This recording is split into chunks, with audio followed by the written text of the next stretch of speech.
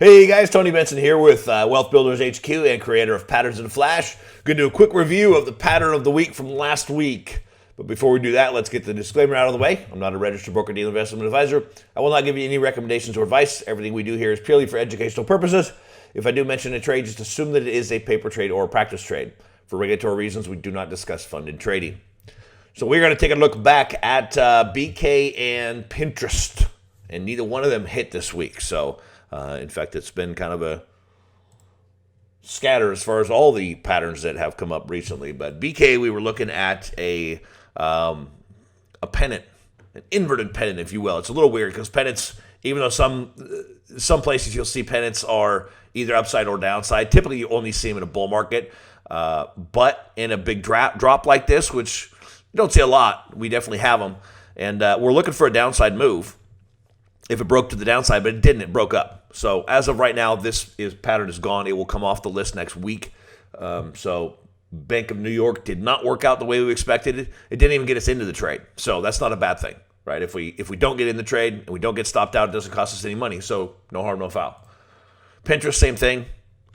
Was looking for an upside move. Was looking at the little double bottom. I think it was this day right here we were looking at it, is when I did the pattern of the week last week.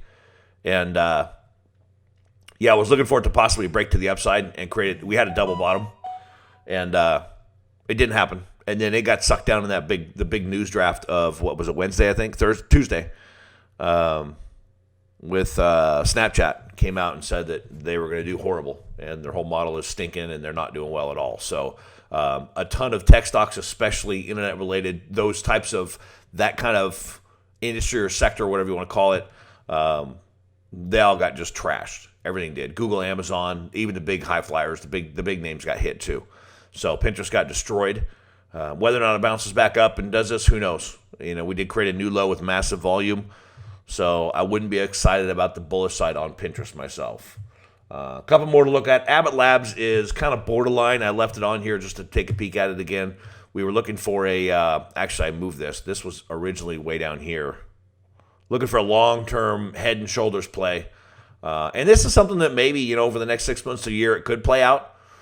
But they're also, the whole baby formula situation, Abbott Labs is a big part of too. So this could be news-driven. The only thing that I'm a little skittish about it right now is that if there's any kind of news about it, even though it hasn't been a dramatic thing for this, because it's not, I don't think it's a huge part of their business. But I mean, who knows?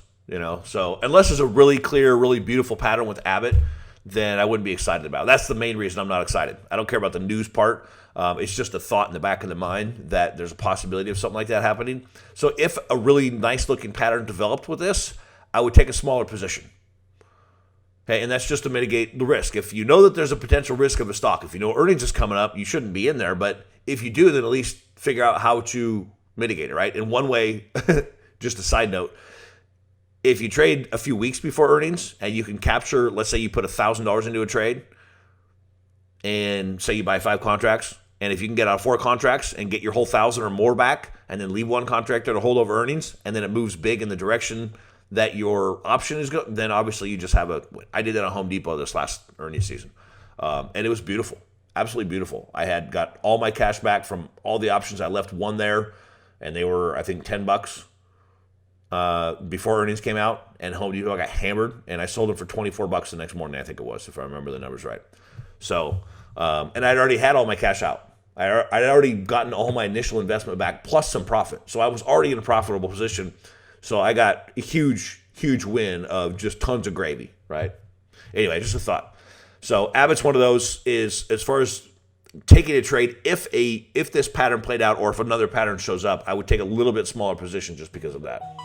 CVS, this is one that had been watching for several weeks, actually, was the descending triangle, and it finally broke down, but now it's popped back up. So if it kind of dances around and hits this $100 level and then turns over, I'll be interested in the downside again on CVS. So, but that's it. Just a few, and 1 or 2 will come off next week, and we'll see which ones we come up with after that.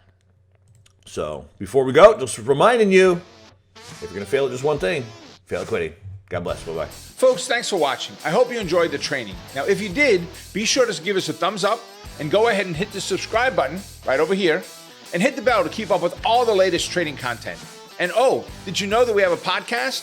Supercharge your trading education with the Stock Market Millionaire, which you can find in the description down below. And while you're there, you can also find other amazing free trading resources that I've put together just for you.